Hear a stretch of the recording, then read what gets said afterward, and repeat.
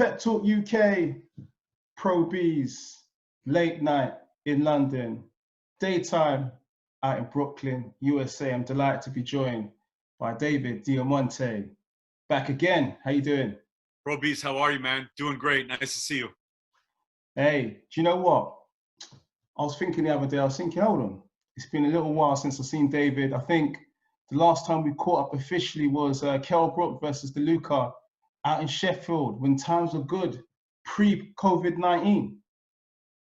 Yeah, pre-corona. I remember that fight. I remember that. Yeah, it's getting crazy. And we always meet outside the O2 after the big fights there in London, where you're from.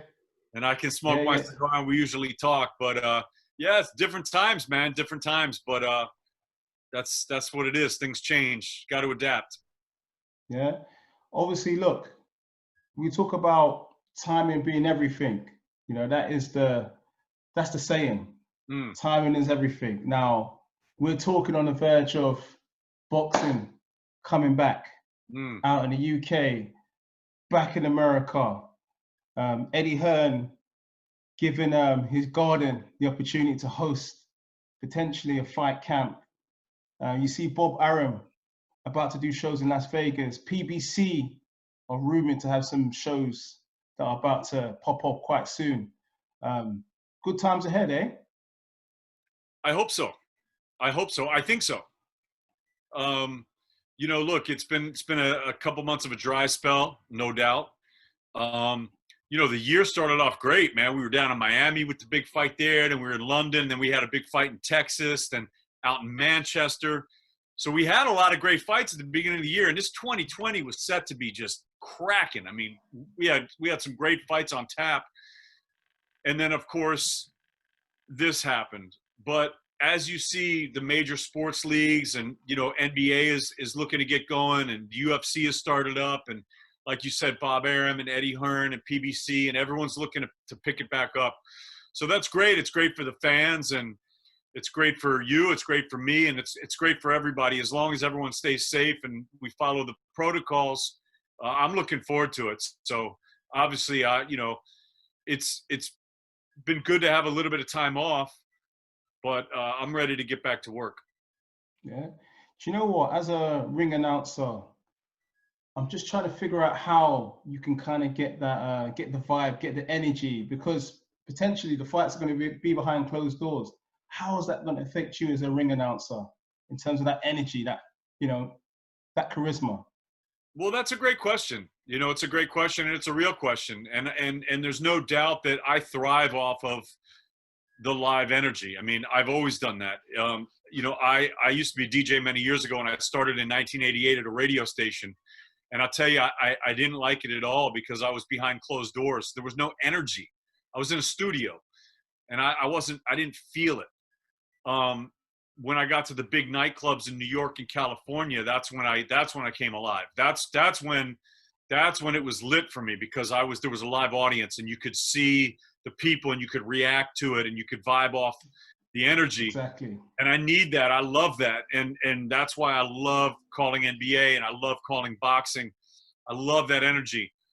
But I will say a couple things. You got pros and cons. So that's the pros.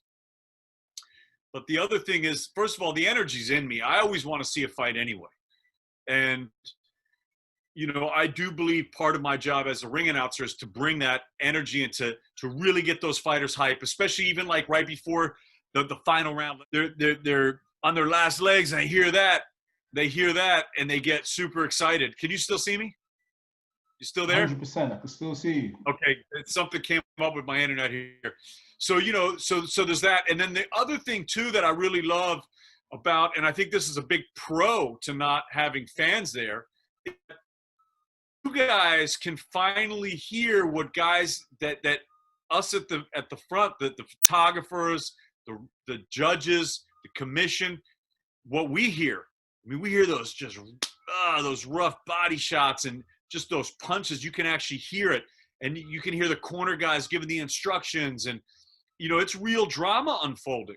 You know, it's real drama unfolding, and I think that's really great. I mean, it's one thing that I've always said, like, A lot of people in judging have talked about wearing the noise canceling headphones up at ringside, but I never liked that idea. And the reason is because you can learn a lot from a punch by listening to it, you know. And so obviously the reasoning behind that is if you have a hometown fighter and he hits a guy not too hard, but he does anything, the crowd, you know, they get behind their guy. So the commissions and, you know, whatever, they don't want the judges to be swayed by the noise of the crowd. So you're supposed to judge with your eyes, not with your ears. And I get that, and that's true when it comes to fans, but I think your ears can tell you a whole lot. I mean, you look at a fight like a Meldrick Taylor versus Julio Cesar Chavez, where Taylor was, you know, the more technical fighter, but Chavez was just ripping him to the body. And those shots are telling. And, you know, you can really hear those wicked shots sometimes. So I think that's going to be really cool that the fans are going to get to hear that perspective. What has Eddie Hearn said to you about fight camp? I mean, can you even get out of America at the moment? So this is the thing. I want to say this. You know, I've talked to Matchroom, but right now, things change. They're changing day by day by day by day, by minute by minute by minute. So I can tell you what I think's going to happen, but it would be speculation. So I'd rather not do that. I think it's smart to wait for the powers that be to figure out. I mean, first of all, it's going to start with the doctors and the scientists, right? And then it's going to go to the government officials, the politicians to tell us, you know, they're opening this up, they're opening that up. And then it's going to come to the commissions, whether it's the British Boxing Board of Control or the New York State Athletic Commission or whatever commission the fight will be in.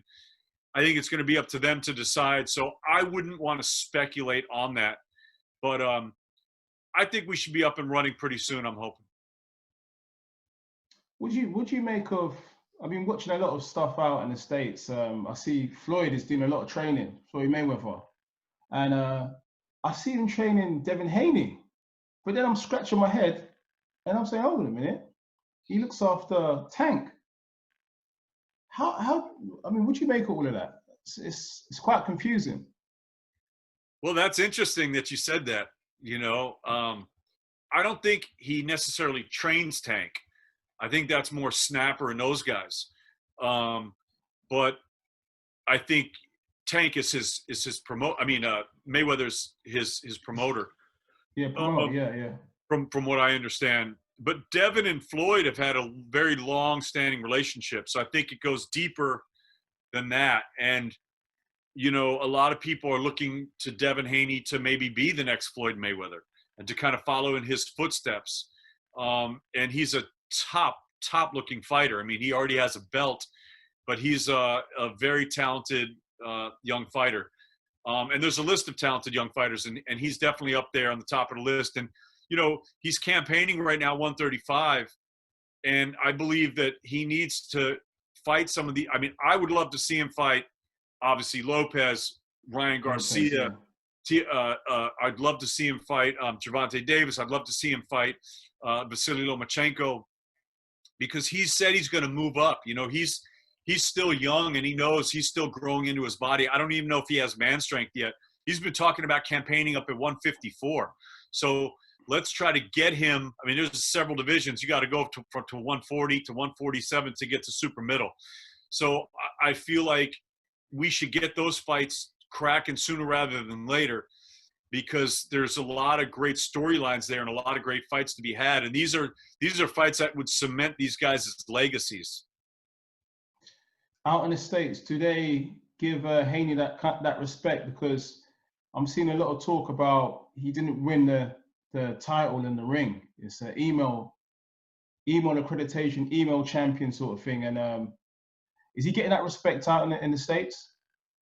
Well, I think talk is just talk, and you gotta, no matter who you are, you gotta have thick skin to be in the game.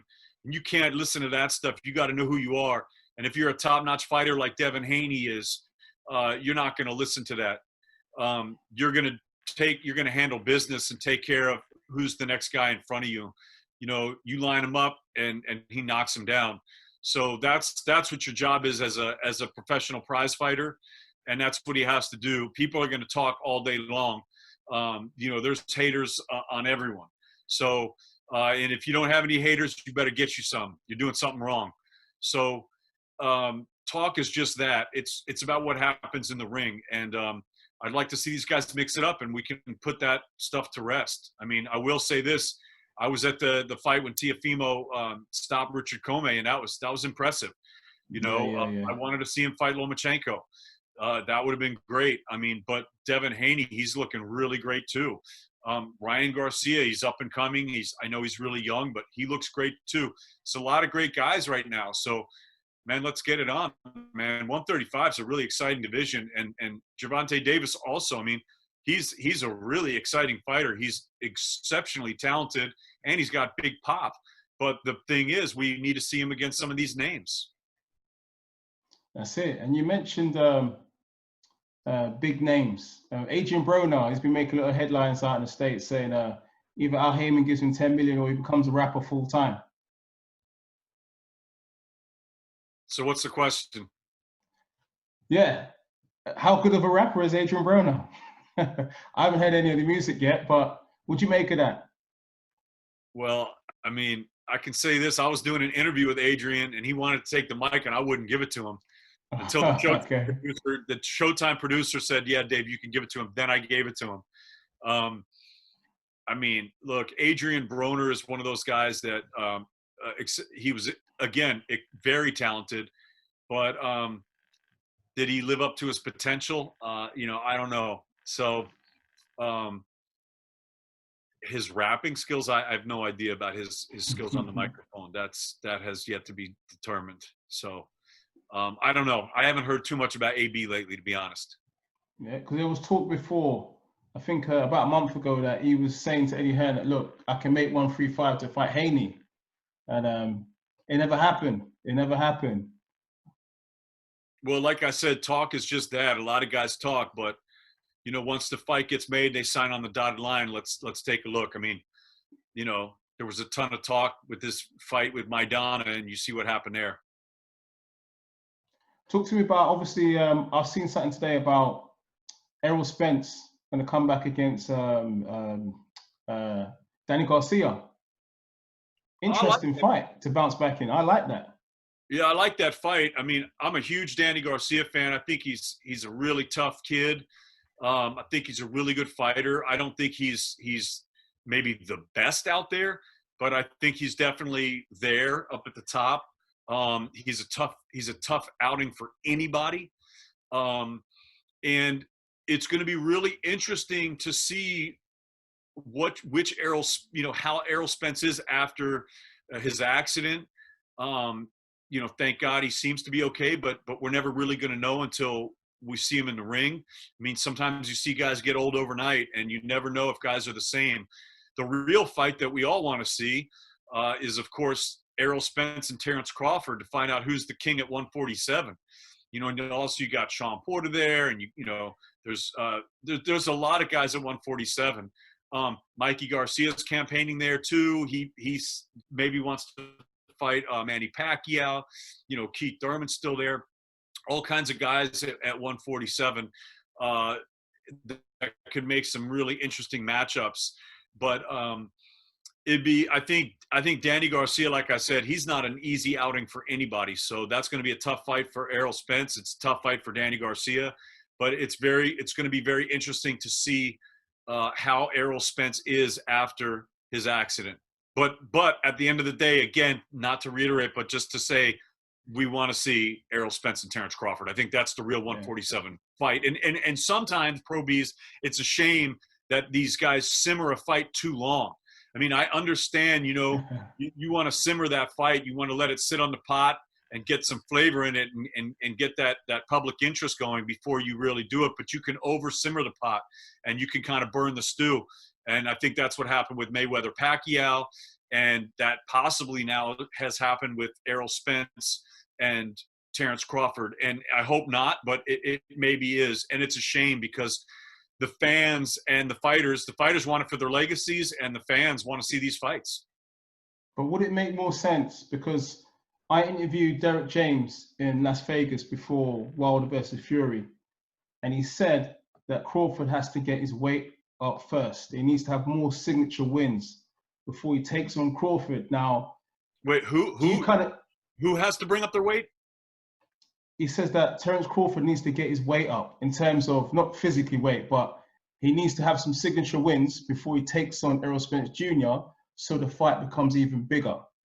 No, I mean, there's been a lot of, he's been campaigning at 147 now for quite a while. I think it's time to, if that's where you are, that's where you are. I mean, if you want to be the king of the division, then, you got to fight the best. So I think that's what you got to do.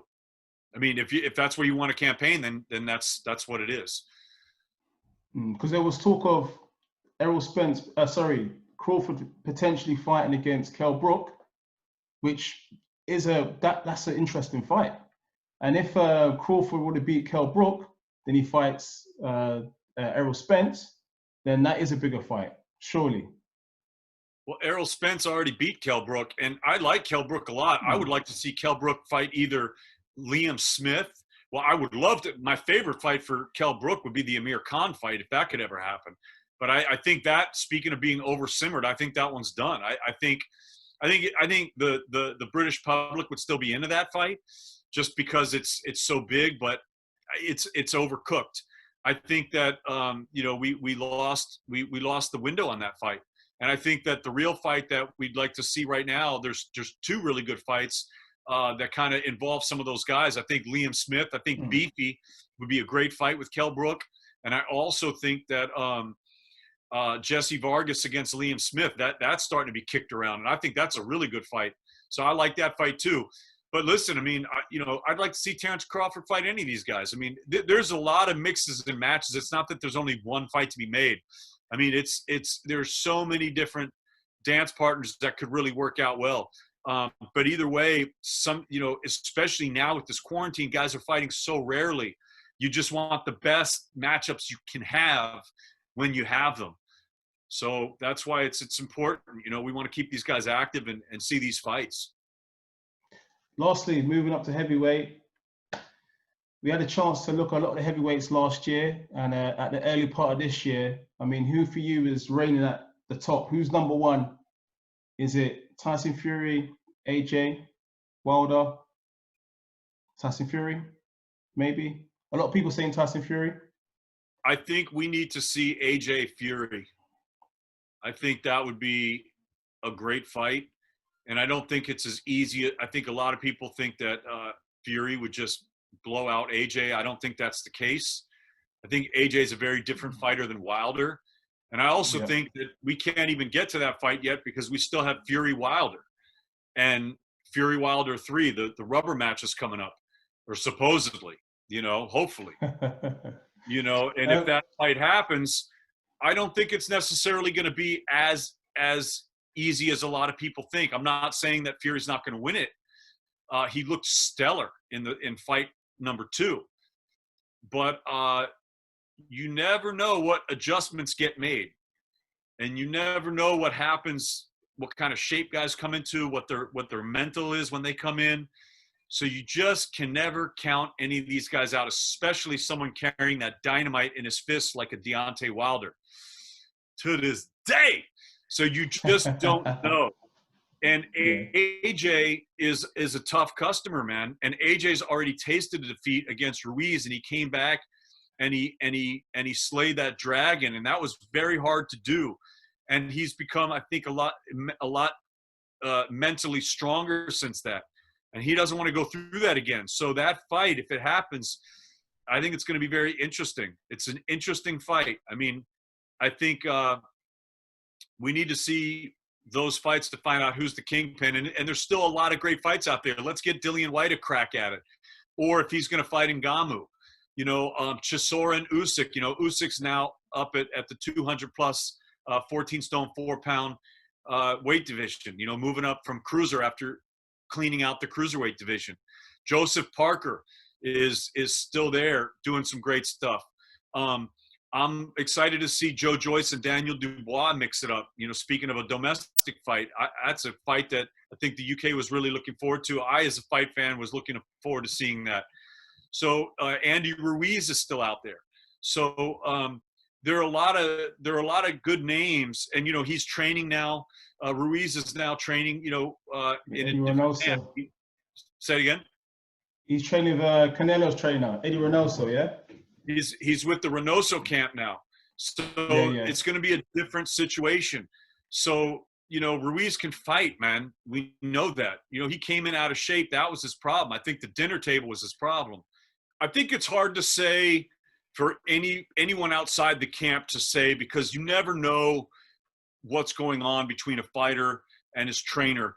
And sometimes, a new trainer can change a lot of things,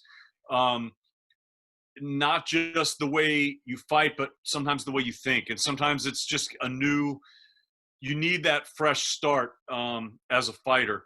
And I think that because a lot of times a guy that's had kind of somewhat of a long career as an amateur and as a pro, it's really hard to always teach a guy new tricks. They say it's hard to teach an old dog new tricks, but a new mentality that can kind of come and kind of like an excitement. So if he felt something, then he felt something. I mean, I think time will tell when he steps back into the ring and we see which Andy Ruiz shows up. Yeah, I think many would agree that he's a talented fighter. It's just really the conditioning which plays a major part in boxing. How you look after your lifestyle and your fitness. You think Eddie Reynoso can convince Andy Ruiz Jr. to live a clean life outside of the ring? Well, those guys are really disciplined, so it's going to be interesting. I mean, it was a tough job for Manny Robles. I mean, look, you can't be with your charge 24/7, And after he won all the straps, he was on, he was living the high life, and maybe he just partied too much and he got a little too excited with that. So I don't think I wouldn't say it's Manny Robles' fault, but again, I'm not on the inside of that camp, and I don't know. I know Manny; he's a wonderful guy. I know Andy. I think he's a great guy too. And Eddie Reynoso, I know him also, and he's one hell of a trainer. And those guys are all about business. So, they've got some really great guys in their camp, and it's going to be very interesting to see. I mean, I know this when you're around a guy like a Canelo and a Ryan Garcia and a Julio Cesar Martinez, and you see these guys train, and that can get you really hyped. So maybe it will make a difference for him. Manny Robles mentioned out in Saudi to me, he said he hadn't spoken to, in Vegas, he said he hadn't spoken to Andy Ruiz Jr. at all. What do you think went wrong between the two? Again, that would just be speculation. I have no idea because I'm not on the inside of their camp. I mean, I've hung out with those two guys together at the same time. Everything seems to be good, but that's just pure superficial on the outside. You never know what happens on the inside. Those guys have had a long-standing relationship. So your guess is as good as mine. Finally, talk to me about this whole over 50s thing going on at the moment. You got Mike Tyson, Holyfield, James Toney. This is looking it's looking quite mad at the moment. The old school's coming back. Yeah, well, they're talking about it. They're not back yet. I don't know. I'm not so into it, to be honest with you. I mean, when guys are taking serious swipes at your head when you're that age, I don't know if it's the best thing. But like anything Mike Tyson does is going to draw attention because he's such a big name in the sport. He's such an enigmatic character. He's obviously in great physical shape. But that doesn't mean his conditioning is there. You can look great and be totally out of condition.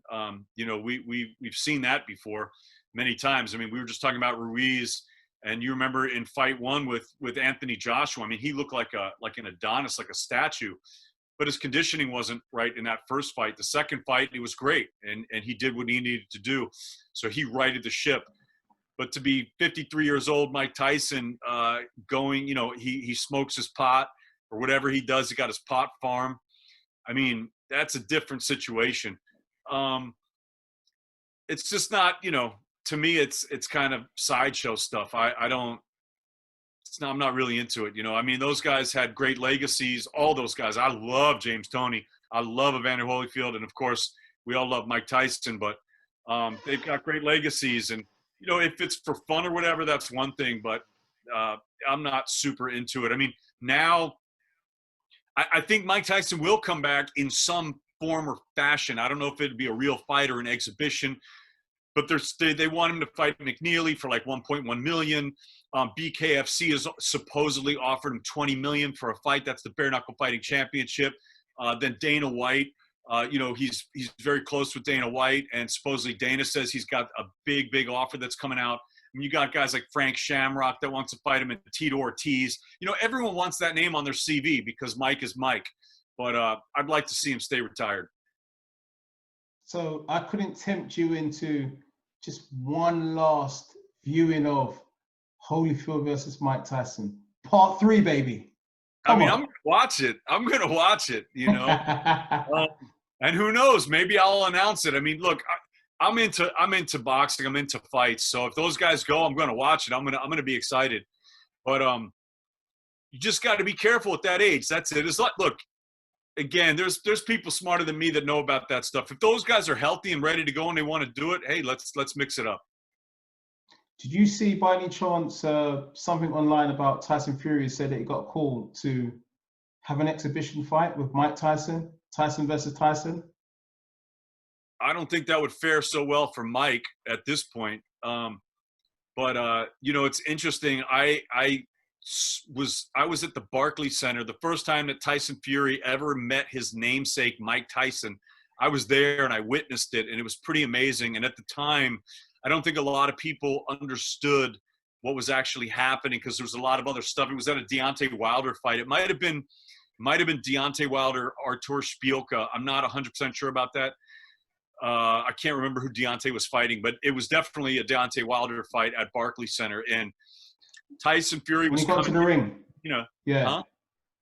Is it when Tyson got to the ring? Tyson Fury got to the ring? No, it was before that. That's what I'm saying. Tyson Fury. A lot of people didn't even see that he was there, and he came out. There wasn't a big fanfare because he wasn't fighting. So all the focus was in the ring, and I saw Tyson Fury coming out of the tunnel, and I saw where Mike Tyson was sitting. You know, I was ringside. Mike Tyson was just, you know, several rows back, and I saw Tyson Fury come up, and to see them just embrace and hug, and the adulation that Tyson Fury had for Mike, and it was a beautiful thing. It was kind of like I felt it was some type of history that I was witnessing, and I took a picture of it, but it's all blurry and terrible. But I knew what I was watching. I don't know how many other people saw that. Mike Tyson's a legend in the sport, definitely, and I feel like with the legends, when they try and come back one last time. I mean, do you remember watching the last Rocky? You know, the last Rocky, when Rocky came back and he was an old man. Yeah. We don't want to see, you know, Mike Tyson go out in a bad way. You know what I mean?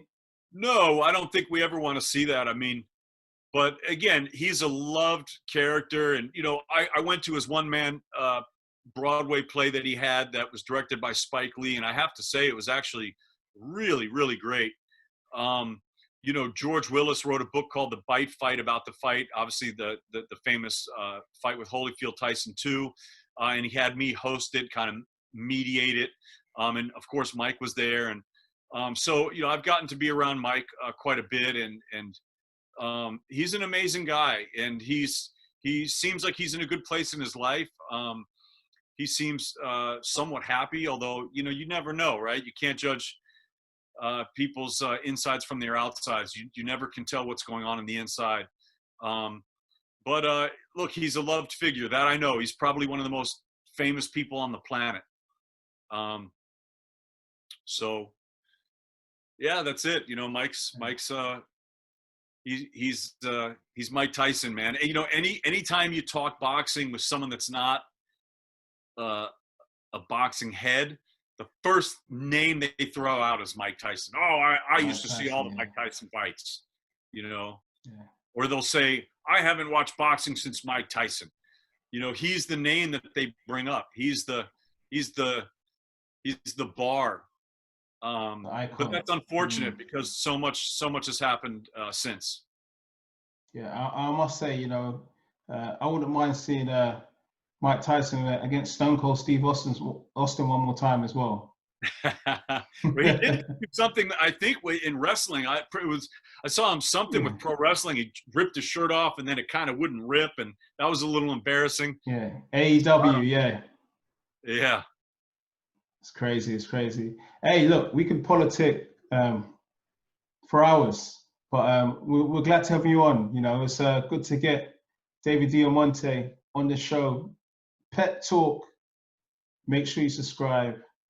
Anything else you'd like to add before we out? Yeah, just I want to say follow my Instagram at David Diamante. Pro Beez, I really appreciate you. All the fans, I appreciate you. Everyone, please stay safe. It's always great talking with you, and I hope that we can talk and do it again soon. And the fight starts now.